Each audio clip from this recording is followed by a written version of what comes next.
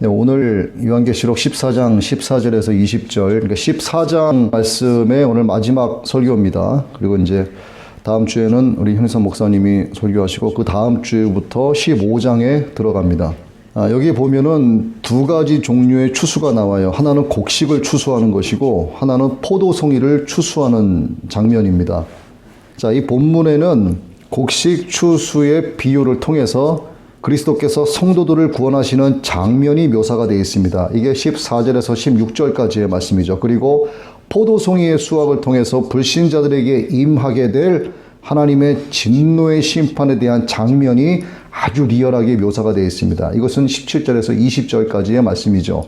그래서 14절에서 16절까지의 곡식 추수와 17절에서 20절까지의 포도송이 추수에 대한 것은 아주 극적인 대조가 되는 비유의 말씀이라고 볼 수가 있습니다. 이 비유의 순서는, 이 순서를 잘 보셔야 돼요. 하나님께서 자기가 사랑하는 자녀들을, 성도들을 먼저 구원하신 후에, 그 후에 마지막 죄인들을 향한 형벌이 주어진다라고 하는 성경 전체의 일관된 흐름에 아주 잘 부합이 되어 있는 거예요. 하나님은 자기의 자녀들을 먼저 구원을 하십니다. 그리고 환난 가운데 남겨진 죄인들을 향해서 하나님의 진노의 형벌이 가해지게 되는 거죠. 오늘 본문 말씀도 순서가 그렇게 나열이 되고 있습니다. 자, 7장 1절 말씀이 있습니다. 이 일들 뒤에 내가 보니 네 천사가 땅에 내 모퉁이에 서서 땅에 네 바람을 붙잡아 바람이 땅에나 바다에는 어떤 나무에도 불지 못하게 하더라. 또 내가 보니 살아계신 하나님의 인을 가진 다른 천사가 동쪽으로부터 올라와 땅과 바다를 해야 할 권능을 받은 네 천사에게 큰 음성으로 외치며 이르되 우리가 우리 하나님의 종들의 이마 안에 인을 찍어 그들을 봉인할 때까지 땅이나 바다나 나무들을 해하지 말라 하더라. 또 내가 봉인된 자들의 수에 대하여 들었는데 이스라엘 자손의 모든 지파에서 봉인된 자가 14만 4천이더라. 지금 제가 읽어드린 이 계시록 7장 1절에서 4절 말씀 가운데 7장 3절의 말씀에 보면 이르되 우리가 우리 하나님의 종들의 이마에 인을 찍어서 그들을 봉인할 때까지 땅이나 바다나 나무들을 해하지 말라. 그러니까 먼저 하나님의 구원이 임하는 거예요. 그리고 나서 하나님의 진노의 형벌이 주어진다라고 하는 말씀이 이렇게 7장에도 기록이 되어 있습니다. 또 마태복음 25장 31절 이하에도 그 말씀이 나오는데 제가 한번 읽어보겠습니다. 사람의 아들이 자기의 영광 중에 모든 거룩한 천사와 함께 올 때에 자기의 영광의 왕좌에 앉아서 모든 민족들을 자기 앞에 모으고 목자가 염소들로부터 자기 양들을 갈라내듯 그들을 일일이 분리하여 양들은 자기 오른편에 두되 염소들은 왼편에 두리라. 그때 왕이 자기 오른편에 있는 자들에게 이르되 오라 내 아버지께 복 받은 자들아 너희는 세상의 창건 이후로 너희를 위하여 예비된 왕국을 상속받으라. 여기도 마찬가지로 하나님의 자녀들에 대한 목자 되신 예수 그리스도의 양들에 대한 하나님이 보호하시는 그 하나님의 성도들에 대한 구원이 먼저 이루어지고 난 이후에 죄인들에 대한 심판이 이루어지는 겁니다. 목자 되신 예수님께서 자기가 사랑하는 양들을 자기 우편에 두시고 염소들은 왼편에 두시는 거예요. 오늘 본문 말씀도 마찬가지입니다. 곡식 추수가 먼저 이루어지고 죄인들을 향한 포도송이의 추수의 진노가 진행이 되는 거죠. 그리고 마태복음 25장 41절로 건너뛰어서 그때에 그가 왼편에 있는 자들에게도 이르되 왼편에 있는 자들이 염소떼들이죠. 죄인들. 저주를 받은 자들아 너희는 내게서 떠나 마귀와 그의 천사들을 위하여 예비된 영존하는 불에 들어가라.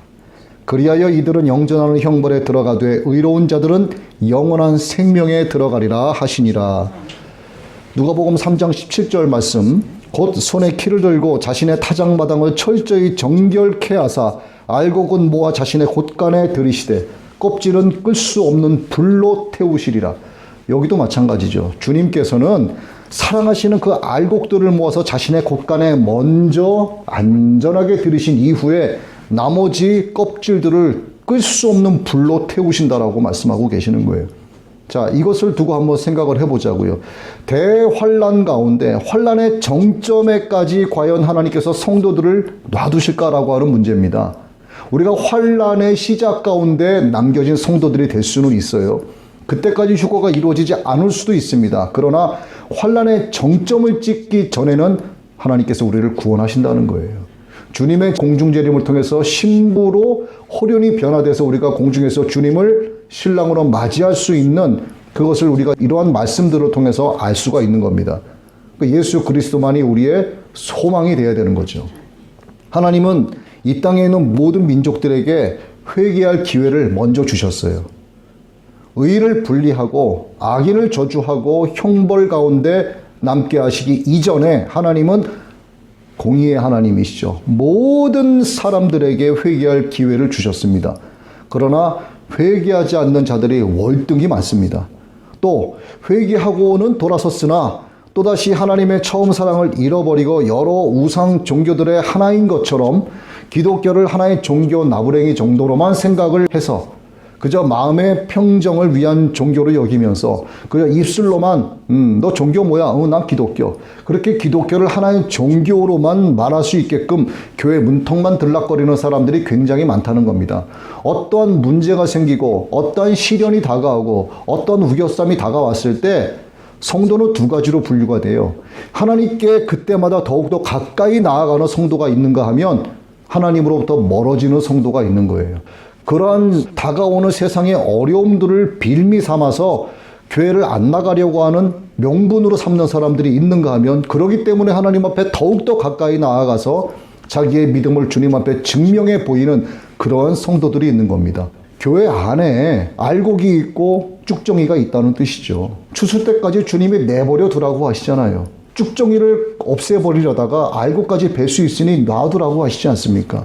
이 포도송이에 해당되는 사람들이 세상에 있지만 이 곡식 가운데에서도 알곡과 쭉정이가 있는 거예요. 이거는 나에게 어려운 일이 다가오고 시험이 다가오고 내가 생각하고 계획했던 대로 되지 않아서 심적인 굉장한 부담에 짓눌려 있을 때에 그러한 모습들이 나타나는 경우가 상당히 많은 거예요. 어떻게 해서든 교회 나오지 않으려고 하는 빌미를 만드는 경우가 너무 많습니다. 자신은 아니라고 하지만 보면 그게 정확하게 보여요. 자, 그런데 하나님께서 이렇게 모든 사람들에게 회개의 기회를 주셨어요. 그들 가운데 대부분의 사람들이 회개하지 않고 또 회개를 했으나 다시 하나님과의 첫사랑을 잃어버린 경우를 지금 말씀을 드렸는데 또 반면에 지극히 적은 숫자이긴 하지만 철저하게 마음을 찢고 회개하는 사람들도 있어요. 그리고 신실한 성도의 삶을 살아가는 사람들도 있습니다. 그러나 그 수가 위에 두 부류를 하나로 놓고 봤을 때 지극히 미흡한 숫자에 불과하다는 겁니다. 주님은 오늘도 우리에게 회개를 촉구하고 계세요. 회개를 촉구하시는 방법은 나에게 주어진 상황과 환경 또 내가 만나는 사람들을 통해서 하게 하십니다. 말씀을 읽어가는 가운데 자신을 돌아보게 하세요. 근심을 주심으로 구원에 이르는 회개를 이루게 하십니다. 또한 하나님 지으신 만물을 몽학선생으로도 삼게 하세요. 그런데 그러한 것들을 적어도 몽학선생으로 삼을 수 있게 되는 것은 그나마 그 마음이 하나님을 향해 있을 때나 가능한 겁니다. 이러한 것들로 인해서 불신자들과 불가지론자들과 무신론자들에게 자, 이들은 하나를 압축하면 그저 불신자들이에요. 하나님을 마음에 두기 싫어하는 자들입니다. 불의한 자들이죠. 하나님은 이 모든 불의한 자들에게 회개할 수 있는 여러 번의 기회를 여러 방법으로 이렇게 주고 계시는데 그 이후에 비로소 하나님의 심판이 이루어진다는 것이죠. 아무런 기회도 부여해 주시지 않고 무작정 너희들은 죄인이네 심판부터 하겠다라가 아니죠. 심판은 먼저 성도들이 받을 영원한 구원의 복이고 그 다음으로 불신자들이 받게 될 영원한 형벌의 저주로 이어지는 겁니다. 오늘 말씀이 바로 구원과 영원 형벌을 강하게 대조하면서 경고하고 있는 말씀인 거죠. 오늘 이 말씀 가운데도 우리에게 주시는 큰 소망이 있는 겁니다. 그럼 이제 두 가지 추수 비유에 대해서 좀 알아보겠습니다. 먼저 두 비유에 나타난 추수꾼. 자, 14절에서 16절에 흰 구름 위에 앉아 계시는 추수꾼은 마지막 심판을 언약된 말씀에 의해서 행하시는 예수 그리스도를 가리킵니다. 흰 구름 위에 앉으셨다는 것은 그리스도께서 위엄과 영광을 가지신 분이라고 하는 것을 나타내는 거죠. 머리에 금 열관을 쓰셨다는 것은 성육신과 부활을 통해서 사탄 원수 마귀를 이기시고 승리하신 것과 세상을 영원히 통치할 분이시다 하는 것을 상징합니다. 손에 예리한 낫을 가지신 것은 요엘 3장 12절로 14절의 기록대로 그리스도의 최후의 심판을 나타내는 거죠. 요엘서 3장 12절 이하의 말씀을 제가 읽습니다. 이교도들은 깨어서 여호사밧 골짜기로 올라올지어다. 내가 거기에 앉아서 사방의 모든 이교도들을 심판하리라. 너희는 낫을 대라. 수확할 것이 이것도다. 너희는 와서 밟으라. 포도즙 틀이 가득 차고 독이 흘러 넘치나니 이는 그들의 사악함이 크기 때문이라. 주의 날이 판결 골짜기 안에서 가까우므로 많은 무리가 판결 골짜기에 있도다. 주님은 세상에 두 번 오세요. 먼저는 하나님의 은혜로 복음의 씨앗을 온 지면의 사람들에게 뿌리러 오신 것이었고, 재림은 복음의 열매를 거두러 오시는 겁니다. 알곡을 거두러 오시는 거예요. 따라서 하나님의 세상에 대한 예리한 종말적 심판이 눈앞에 이르렀음을 모든 성도들은 영분별하여 상기하고 있어야 되는 겁니다. 늘 깨어 있어야 되는 거예요. 이 깨어 있음이 잠시라도 멈추게 되면 그 틈을 사탄이 파고 들어오게 되는 거죠. 이에 반해서 곡식 추수와 큰 대조를 이루고 있는 포도송이의 추수는 그리스도에 의해서가 아니라 17절로 20절의 말씀에서와 같이 두 천사에 의해서 이루어지고 있습니다. 주님께서 직접 손댈 가치도 없는 거예요.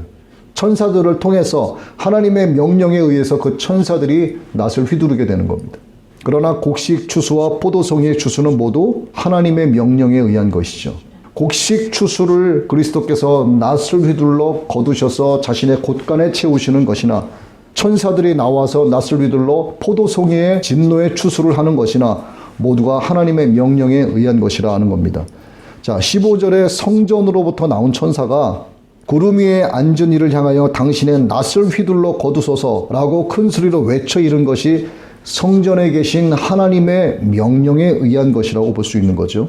마찬가지로 포도를 수확하기 위해서 예리한 낫을 들고 있는 천사도 성전에서 나옵니다. 17절에 기록이 되어 있죠. 성전에서 나온다는 것은 이 천사 역시도 거룩하신 하나님의 명령을 받아갖고 나왔다 하는 것을 나타내는 겁니다. 사도행전 1장 7절의 말씀입니다. 그분께서 그들에게 이르시되 그때나 그 시기는 아버지께서 자신의 권능 안에 두셨으니 너희가 알 바 아니요. 하나님께서 거두라 하실 때만 거두시는 거예요. 추수꾼인 하나님의 천사들이 이렇게 하나님의 명령을 받고 추수하는 것은 사도행전 1장 7절에 기록된 말씀과 같이 그때나 그 시기는 아버지께서 자기의 권한에 두셨으니 너희가 알 바 아니요 하신 이 말씀을 이루신 것입니다. 이렇게 성부 하나님은 경영하시고 성자 하나님은 성취하시는 것이죠. 두 번째, 이 두 가지 추수에서 나타나는 하나님의 심판에 대해서 좀 봅니다. 곡식과 포도송이의 추수는 하나님의 구원의 경륜의 완성이죠. 곧 구원의 경륜의 완성이라고 하는 것은 새하늘과 새 땅을 세우시기 위한 최종적인 구원과 심판을 의미하는 것입니다. 구약에서도 이 심판에 대한 경고적 메시지의 성격으로 여러 곳에 이와 같은 비유를 들어서 기록을 하고 있습니다. 예레미야서에도 있고 호세아서에도 있고 요엘서에도 있어요. 자, 예레미야 51장 33절 말씀을 이렇게 보면은 만군의 여호와 이스라엘의 하나님께서 이와 같이 말씀하시되 딸 바벨론은 때가 이른 타작 마당과 같은지라 멀지 않아 추수 때가 이르리라 하시도다. 호세아서 6장 11절 또한 유다여 내가 내 백성의 사로잡힘을 돌이킬 때에 내게도 추수할 일을 정하였느니라. 요엘서 3장 13절 너희는 낫을 쓰라 곡식이 이것도다 와서 밟을지어다 포도주 틀이 가득히 차고 포도주 독이 넘치니 그들의 악이 크미로다. 하나님께서는 구약에서나 신약에서나 계속해서 추수 때 이러한 모양으로 추수가 이루어질 것이다 라고 하는 것을 지속적으로 말씀하고 계십니다. 정말 중요한 것에 대해서는 반복을 하죠. 우리가 자녀들에게 무엇인가를 이야기하고자 할 때 이것이 중요한 내용이면 이야기하고 조금 지나 또 이야기합니다. 며칠 지나서 지난번에 그 얘기했었지 잊어버리지 마 또 이야기해요. 계속해서 말씀하시는 겁니다. 왜? 결국은 새하늘과 새 땅을 이루기 위해서는 이전에 있었던 것은 다 갈아엎어야 되는 겁니다. 엉망진창인 나대지 땅에 집을 건축하거나 빌딩을 짓기 위해서는 정치 작업을 하잖아요. 쫙 펼치고 또 지하를 파지 않습니까? 모든 것을 다 드러내는 겁니다. 싹 드러내고 새롭게 건축하는 거예요. 새하늘과 새 땅이 오기 위해서는 이전에 있었던 모든 첫 창조에 관한 모든 것들은 하나님께서 다 갈아엎으시는 겁니다. 자연 만물을 통해서 하나님은 심판을 하시는 겁니다. 첫째 심판은 물의 심판인 홍수로 이루어졌죠. 둘째 심판은 불의 심판입니다. 그러나 그 전에 알곡을 거두시는 은혜를 하나님께서 베푸시고 남은 자들에게, 그 죄인들에게 하나님의 진노의 극한 형벌이 주어지게 된다라고 하는 사실. 그래서 오늘 이 말씀은 굉장히 중요한 말씀이에요. 우리는 알곡이 돼서 예수 그리스도의 낫으로부터 거두어져서 주님께서 예비하신 자기의 곳간에 들어가는 알곡이 되어야 됩니다. 교회 안에 있다라고 해서 내가 알곡이 아니에요. 쭉정이일 가능성도 있습니다. 그런데 그거 아셔야 되는 게 최소한 절반 이상은 아닐까 이런 생각이 들어요. 절반도 많아요, 사실은. 그럼 내가 알곡이다라고 하는 것을 정말 내 믿음으로 내가 주님 앞에 증명하고 나는 주님의 알곡으로서 주님께서 정말 기뻐하시는 자로서 내가 성도의 삶을 살아가기 위해서는 절대로 그냥 이루어지는 게 없어요. 뭔가 지속적으로 공급을 받아야 돼. 그게 바로 말씀이에요. 그 기도를 통해서 하나님의 음성을 듣는 그런 자리를 계속 마련하고 가져야 됩니다. 그게 없이는, 말씀과 기도가 없이는 알곡 성도로서의 자격이 유지가 안 되는 거예요, 이거는. 예배 생활하는 거는 말할 것도 없습니다. 예수님도 마지막 심판을 땅의 추수로 비유하셨죠. 마태복음 13장 30절과 39절의 말씀인데, 둘 다 추수 때까지 함께 자라게 두라. 제가 서두에 말씀을 드렸죠. 추수 때에 내가 추수꾼들에게 말하기를, 가라지는 먼저 거두어 불사르게 단으로 묶고 곡식은 모아 내 곳간에 넣으라 하리라. 자, 가라지를 뿌리는 원수는 마귀요, 추수 때는 세상 끝이요, 추수꾼들은 천사들이니. 마태복음 13장 39절의 말씀입니다. 그래서 본문의 이 두 가지 추수를 다시 정리를 해보면 15, 16절의 추수는 곡식, 즉 알곡을 모으는 추수인데 그리스도께서 그의 택하신 성도들을 모으는 장면의 묘사입니다. 이게 신자들의 구원을 가리키는 거죠. 반면에 포도 수확의 비유는 17절에서 20절 축복과 구원의 추수가 아니라 저주와 형벌의 추수입니다. 포도가 익었다는 것은 악한 자들의 불신과 제약의 아주 절정에 달했다는 것을 뜻합니다. 성도들의 부르짖음이 하나님께 상달되어서 신원의 때인 최후의 심판이 임박했다는 것을 의미하는 거죠. 특히 포도 추수는 앞달락의 진노의 포도주와 연관된 의미인데 불신자의 심판에 대한 상징으로 볼 수 있는 겁니다. 이건 제가 여러 차례 지금 말씀을 드렸죠. 자, 세 번째, 그럼 이제 추수의 결과에 따른 교훈은 무엇인가? 이걸 우리가 알아야죠. 말씀이 이렇게 전해지고 하나님께서 우리에게 이렇게 계시된 말씀으로 알게 하시는데 여기서 아무것도 깨닫는 바가 없으면 의미가 없는 겁니다. 본문에는 16절 곡식 추수의 결과가 상세히 기록되진 않았어요. 다만 본장 서두에서처럼 택함받은 성도들은 어린 양이 서신 시온산에서 새 노래를 부르고 있을 것으로 보여집니다. 14장 1절 또 내가 바라보니 보라 어린 양께서 시온산 위에 서 계시고 그분과 함께 14만 4천이 서 있는데 그들의 이마 안에는 그분의 아버지의 이름이 기록되어 있더라. 내가 하늘로부터 나는 한 음성을 들었는데 그것은 많은 물들의 소리 같고 큰 천둥 소리와도 같더라. 또 내가 자기 하프로 연주하는 하프 타는 자들의 소리를 들었는데 그들이 왕좌 앞과 내 짐승과 장로들 앞에서 새 노래 같은 것을 부르더라. 땅에서 구속받은 14만 4천 외에는 아무도 능히 그 노래를 배우지 못하더라. 자, 지금 14만 4천이 새 노래를 부른다. 그리고 아무도 능히 이들 위에는 새 노래를 부를 수 없다라고 하는데, 지난번에 제가 이 14만 4천에 대해서 계시록 7장의 14만 4천은 유대 12지파를 말씀을 드렸고, 또 이 14장의 14만 4천은 모든 영적 이스라엘이다 이렇게 말씀을 드렸어요. 제가 여기서 조금 정정합니다. 계시록 7장의 14만 4천 역시도 모든 영적 이스라엘로 저는 정정을 해요. 이 부분에 대해서는 제가 이후에 14만 4천에 대해서만 따로 말씀을 드리도록 하겠습니다. 자, 말씀 계속 이어갑니다. 자, 이렇게 알곡 추수에 대한 것, 곡식 추수에 대한 그 결과는 상세하게 기록되지 않았는데 반대로 포도송이를 추수한 결과는 19, 20절에 아주 상세하게 기록되어 있습니다. 먼저 포도는 예리한 낫을 들고 거둔 천사에 의해서 하나님의 진노의 포도주 틀에 던져진다고 되어 있어요. 이 표현은 악인들이 이 땅 위에서 성도들을 무참히 핍박하여 피를 흘리게 한 것처럼 악인들도 포도송이가 발에 짓밟히고 틀에서 짓눌리는 것처럼 죽임을 당하게 될 것이라고 하는 것을 상징합니다. 틀에서 밟히는 악인들의 피는 성 밖 1600 스타디온에 퍼지게 된다고 그 다음 말씀 기록이 되어 있죠. 1600 스타디오는 숫자로 풀고 또다시 숫자로 곱하는 등의 이러한 견해로 말하는 사람들도 있고, 또 뭐 팔레스타인 남북의 길이를 놓고 해석하는 그런 견해들도 있어요. 이 견해들은 하나님의 진노의 심판이 온 천하의 악인들에게 영원한 형벌로 이어진다는 것과 또 심판의 완전성을 상징한다라고 하는 공통점을 가지고 있습니다.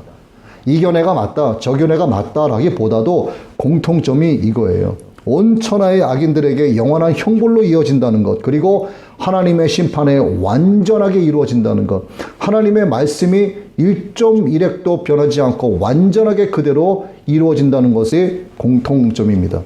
그래서 온전한 믿음과 참 믿음으로 하나님께 나아가는 성도라면 굴욕과 핍박에도 주저함없이 인내함으로 그 믿음을 지켜내야 하고, 모든 것을 밝히고 시연해 주실 주님만을 더욱 의지해야 하는 겁니다. 건강한 사람은 희망이 있는 자고, 희망이 있는 자는 모든 것을 가진 자다라고 하는 아라비아 격언이 있는데, 이 말처럼 우리 모두가 예수 그리스도로 말미암아 영원한 하나님 나라의 소망을 갖는, 그래서 모든 것을 소유한 영육간의 강건한 알곡 성도들이 될 수 있는 거예요. 예수 그리스도를 향한 소망만 있으면 이 땅에서 어떠한 사랑의 수고도 또 어떠한 믿음의 역사도 영적 전쟁에서 우리가 승리하면서 이루어 나갈 수 있다는 겁니다. 그러면 내가 육신의 죽음으로만 아버지 나라에 가느냐? 아니에요. 지금부터 나는 천국을 살아내고 있는 겁니다. 내 안에 하나님의 나라가 임한 거예요. 새하늘과 새 땅에 살기 위해서는 새하늘과 새 땅에서 살 수 있는 사람으로 지금부터 내가 살아가야 하는 겁니다. 그래서 나는 모든 것을 가진 자예요. 영적으로 아주 강건한 자입니다. 무엇 때문에? 예수 그리스도에 대한 소망이 나에게 있기 때문에.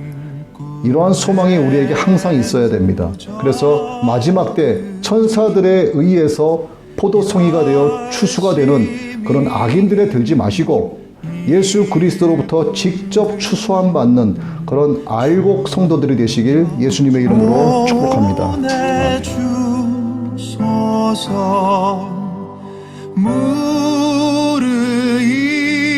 무르익은 저곡식은 낯을 기다리는데 때가 지나가기 전에 어서 추수합시다. 먼 동틀 때 일어나서 일찍 들에 나가 황혼 때가 되기까지 추수하게 하소서. 무르익은 저곡식은 낯을 기다리는데 때가 지나가기 전에 어서 추수합시다.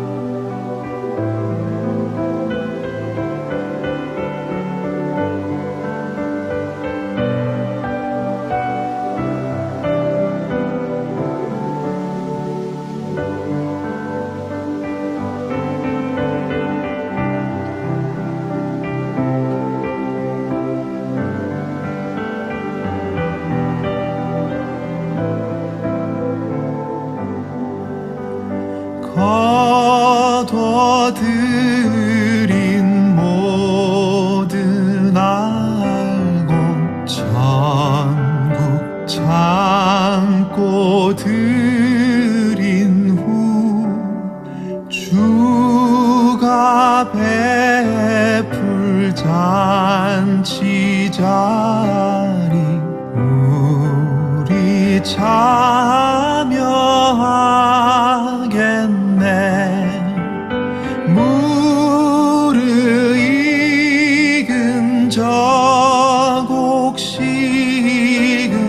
낯을 기다리는데 때가 지나가기 전에 어서 추수합시다.